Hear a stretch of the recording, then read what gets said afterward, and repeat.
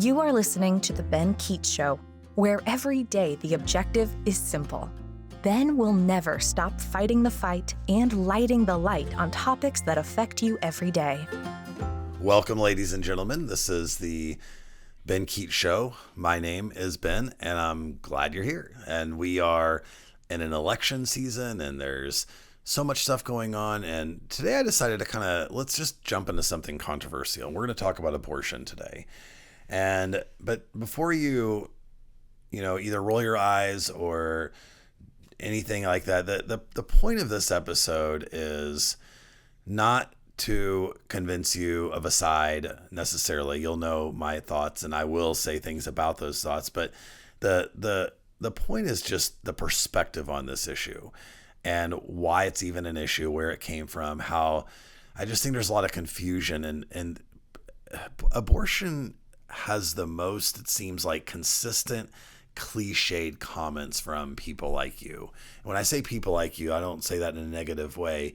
It's that, you're pro-life, pro-choice, like there's just the same things people say over and over and over again. And so I'm going to try to give you a few more things to say in a different perspective and a better way of looking at this topic and articulating it, no matter what you think. So hold on tight. We're going to kind of get into this. I'm going to kind of first take you back into the late 1960s. And in the late 1960s, we had states that were legalizing abortion. It was a policy ruled on by the states. Now, what else is going on in the late 60s? We have the sexual revolution. More people are having sex, more people are having babies, but people aren't married. This is a problem, okay? Then on the other side of it, we have another thing going on, and it's called the women's liberation movement. So more women are wanting to be in the workplace. They're not wanting necessarily to stay at home. And so we have a problem that there's a push for women to get out of the home. Whether that's a good or bad idea is another conversation for another day. But then we also have more people having sex outside of marriage, and then people who aren't married getting pregnant. And with that shows then dads who don't want to be a dad, and so they leave. I'm not taking care of this kid. I'm not going to provide financially for this kid. So herein lies the conundrum, in that women can't join the workforce because by themselves we have a rise in single mothers. They're staying at home or having to work and then hire out daycare. The dad's not around. And so we wanted to give women a different choice. Therefore, abortion comes in. Okay, so that was the political stew at the time of the 1960s until January 22nd, 1973, when a particular case out of Texas went to the Supreme Court and with Roe versus Wade, and ultimately legalized that you can't restrict abortions in the first trimester. And then states can decide, well, we're going to have second trimester, any other issues like age or consent. The states will decide that. So states still impacted abortion laws, but in terms of being able to have an abortion in the first trimester, Roe v. Wade legalized it. I used to joke with my mom because I was born December 7th, 1972, and Roe v. Wade happened January 22nd, 73. I was like, Mom, you couldn't have aborted me if you tried. It would have been illegal. But obviously just, mom-son abortion humor. I'm sure every family has it. Maybe not. So then Roe became law of the land. Now, where is abortion or any of that stuff in the Constitution? They use the Ninth Amendment. The Ninth Amendment is an amendment that says if we have not listed a right in the first 8, remember the Bill of Rights, if we have not listed a right in the first 8, like we forgot it, a new right came about, just say it's in the Ninth Amendment. Think about how intelligent our founding fathers were. Like, they literally covered all bases. So when you have something called the right to privacy, which was what was used to legalize abortion under Roe, that's the Ninth Amendment, because there is actually no wording of the right to privacy, but we still believe there is a right to privacy. Okay, so that's what sets the table. Okay, now, how do we change hearts and minds for abortion? This was done in a couple different ways. Scare tactics. Number one, back alley abortions. So the propaganda was in full swing. And in essence, what we were telling Americans was that abortions, there's like coat hangers, back alleys. Like this is like like a Spider-Man movie where he always gets jumped by the bad guys and does a bunch of flips. And like there's like dumpsters over here and there's like brick old walls and it's just gross. Like they portrayed abortions happening in these alleys with coat hangers. Like this was the propaganda mill that was running. Obviously, that's not true. Now, were there women that tried to give themselves abortions? Were there women that could have killed themselves that did, or were successful in their abortion? Yes. Did it happen at the rates? No. Bernard Nathanson was an abortionist during this time period and actually had a conversion to being opposed to abortion later in the 1980s. And he flat out admitted just making up stats and stories for scare tactics to, like, we have to have abortion legal because women are sticking hangers inside of themselves. And again, I want to make sure like that has happened, but it wasn't happening at the rates. And even if it was happening, is that justification to legalize abortion, which is another topic. The other thing that happened during this time as we were in the 1970s is all of a sudden fetus became a super popular word. Now we know it now as a fetus is a stage of human development, such as a zygote, such as a teenager, such as a baby, a toddler, a newborn. It's a stage. But the reason why fetus became a well-known popular word is because the word fetus dehumanizes what's inside the mother. Like, mothers don't say, "Oh my gosh, come here, honey, feel my stomach. Our fetus just kicked." No, they say our baby did. But if you don't want it, it's a blob of cells, it's a blob of nothing, it's a fetus. Terminate, and it's okay. Like, it makes us feel better. Like, we're not actually doing anything wrong. It's like just this extra gross part of our body, and we're just going to get rid of it, and go about our life. I want to say before I move too much further is that regardless of my opinion about abortion or what we talk about in this episode, this is not coming from a place of judgment on anyone who's had an abortion. And actually, let me tell you the reason why. It's a good segue to that. So I think pro-choice is an interesting phrase. Okay. So pro-choice is that we want women to have the choice of what to do. Okay. But let's actually look at the average situation that a female finds herself in pregnant when it wasn't planned. Okay. And let's say she's not married, just to make this simple. She has a mom and a dad or even grandparents who are pressuring and telling her, you need to get an abortion. She has a boyfriend that's threatening to break up or already has broken up or says, I'm not helping you with this kid. You're doing this on your own.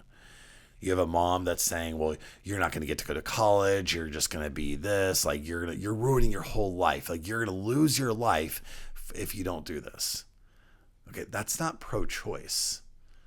That's like, do you think that is a situation that a woman is like, oh yeah, it's just my choice. It's like this whole line about me and my doctor is the biggest farce I've ever heard. Hey, guess what? Women don't have these like lengthy conversations with their doctor about whether they're going to get an abortion or not, unless there's some health issue. Women make decisions whether they're getting an abortion or not with their boyfriend, with their husband, with their parents, with the people they actually love. Hey, I'm going to go take my doctor out for a cup of coffee and discuss whether I'm going to get an abortion or not. Those things don't happen. The doctor is going to perform the procedure, but this whole idea of just letting women and their doctors make the decisions is inaccurate. That's not what happens. And it's not really, a lot of times it's not the choice she wants. And the reason why I want to kind of remove the stigma off of women in this situation is we have to look at this accurately, factually, and what actually is going on. She finds herself alone oftentimes and on an island and having to make a decision about the rest of her life. Now, let's look at the facts about this. Again, we never talk about the facts. The facts are this. women who have babies, who give birth to babies, do not say at their child's 1-year-old birthday party, some days I just kind of wish I aborted you. I mean, I let you live and it's fine, but I still kind of it's probably a bad decision on me. I wish I would have. I didn't, but nobody says those things. In other words, women who have babies are glad they had babies, even if she almost got an abortion, even if she was really torn on the topic. The point is that we're pressuring women, or some, not obviously not all, but there's a pressure. We have a legal way to terminate the unborn. She may be feeling pressure from different vantage points and trying to determine what to do. Difficult situation, of course. People need to step up to the plate. Grandparents, dad, people have to help her, but maybe they're not, whatever the case may be. And then we're saying that there's this, that there is a choice in the matter. What is the actual choice? Like what, it is an interesting thing. What is actually being chosen? What is the choice? Choice is a cool word. We all like choice. What is the choice?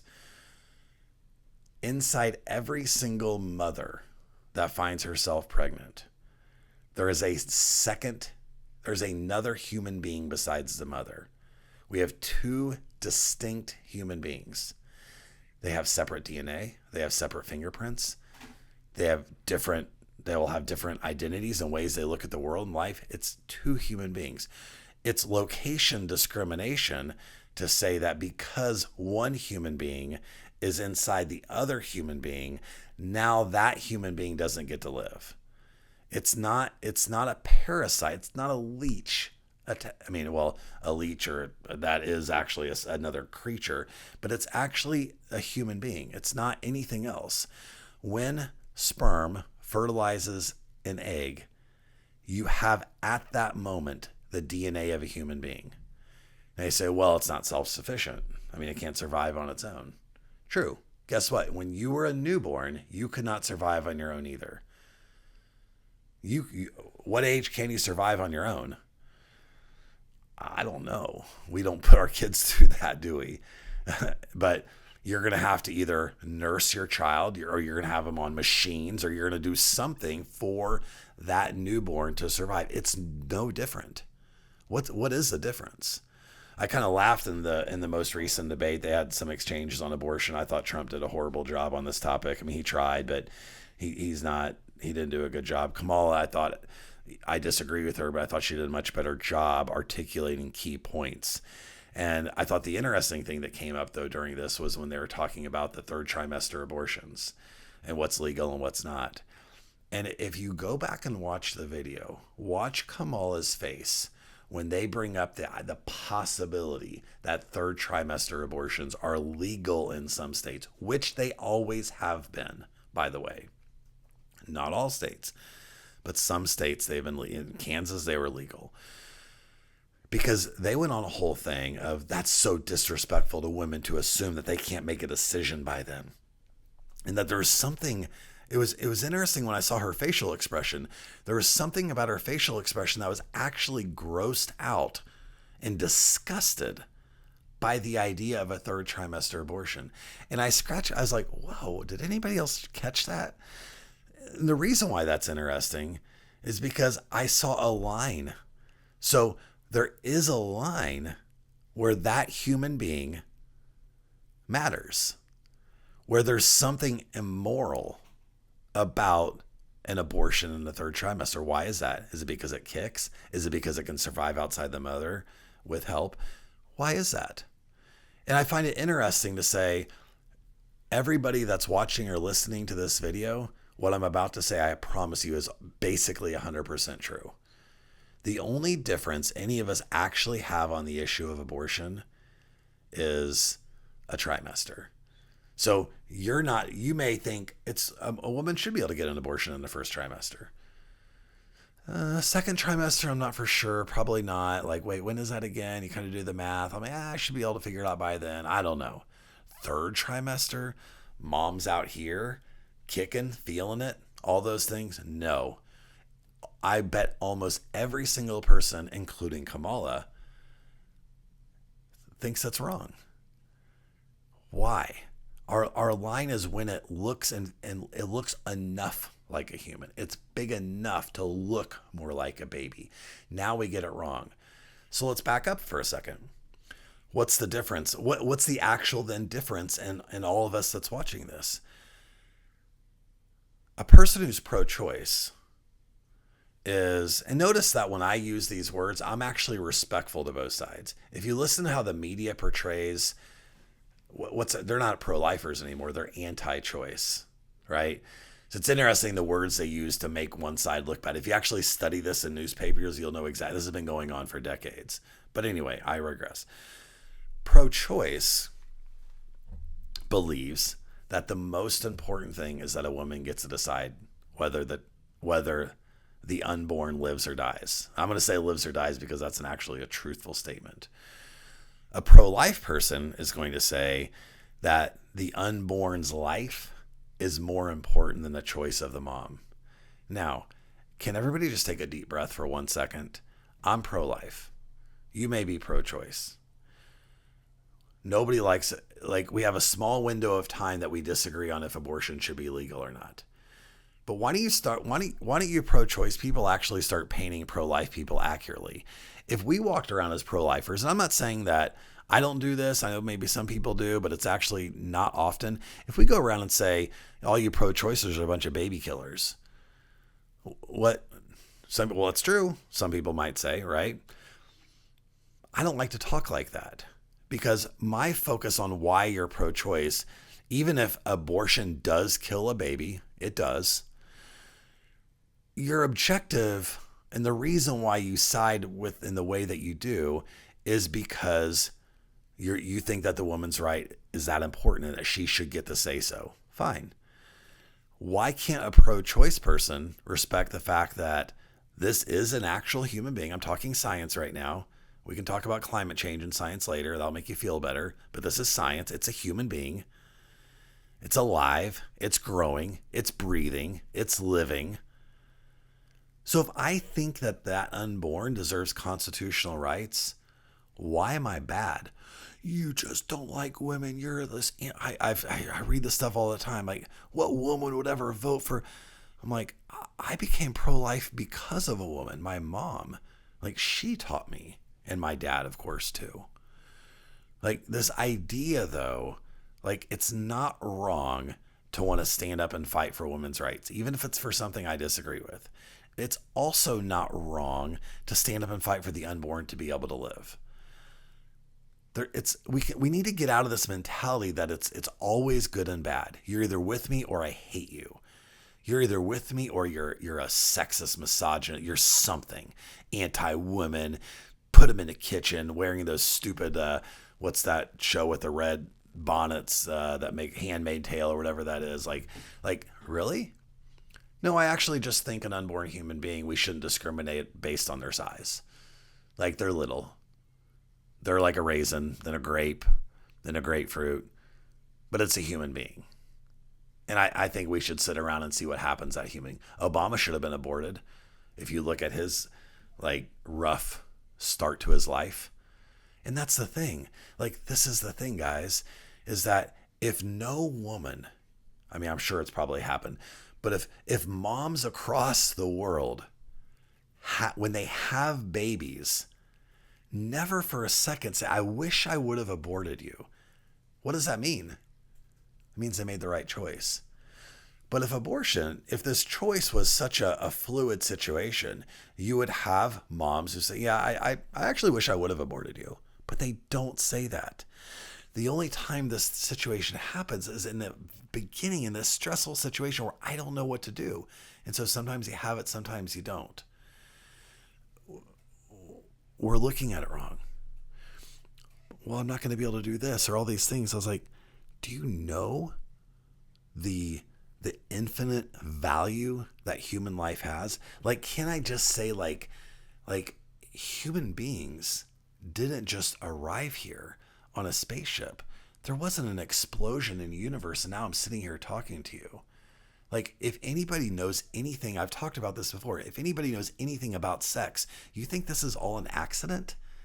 You really think all the functions to have a baby and that boys and girls that acts this? No, there's purpose.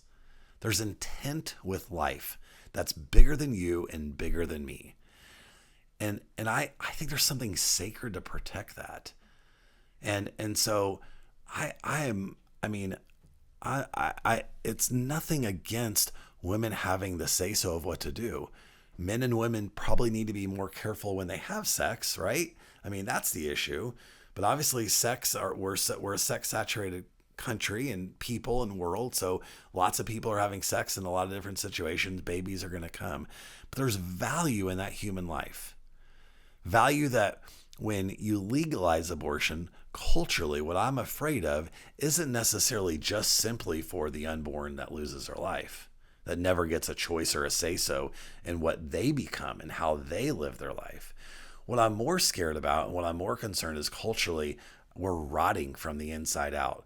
When we justify this type of procedure, which most of you have never actually watched, I have.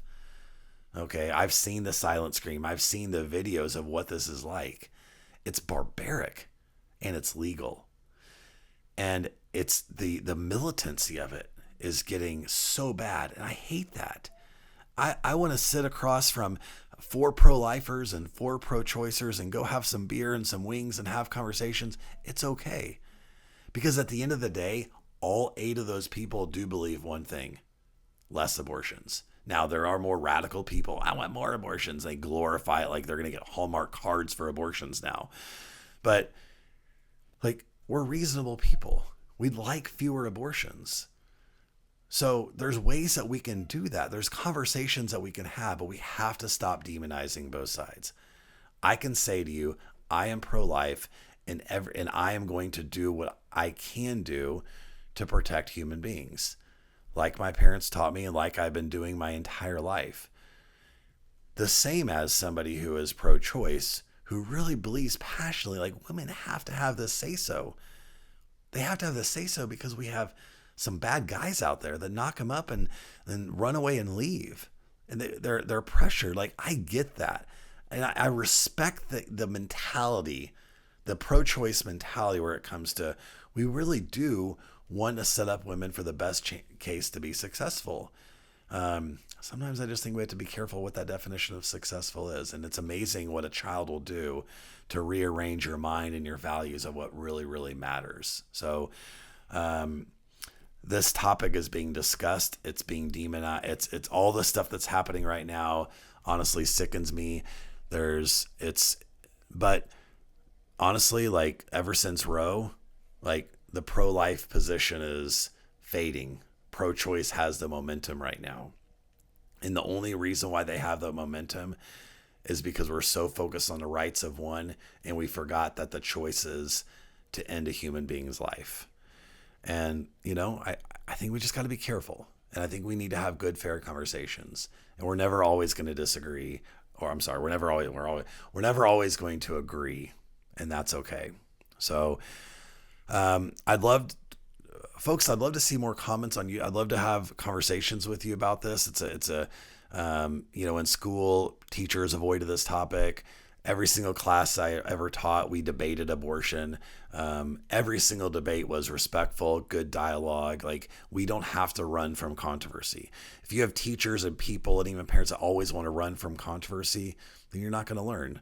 And I think we can learn a lot from each other regardless of our opinions. And so I'm glad you tuned into this episode. I hope there was something about it that resonated with you, regardless of your opinion. I hope you can see my heart for all people that are alive. And I hope that we can continue this discussion on social media and keep it respectful, regardless of your opinion. So leave me comments, guys. Go to Apple or Spotify. Give me a good rating. I would appreciate that. And subscribing and doing all those things that are helpful to me. Again, remember, this is just me volunteering my time. I'm not making any money on this. This is just me wanting to kind of build a community of people that we can have good, honest conversations about things, and maybe conversations that aren't happening every day. So thank you so much. I'm honored and blessed that you tuned in today. And I hope that you just enjoy the rest of your day, whether you have an abortion today or not. Is that a bad joke? That was probably a bad joke, wasn't it? It's okay. Life is good. It's short. Enjoy. Have a good day. Bye. Thank you so much for listening. Let's keep the conversation going. You can reach out on Ben's website, www.benkeechshow.com, or on social media to chat. And please remember to subscribe so that you never miss an episode.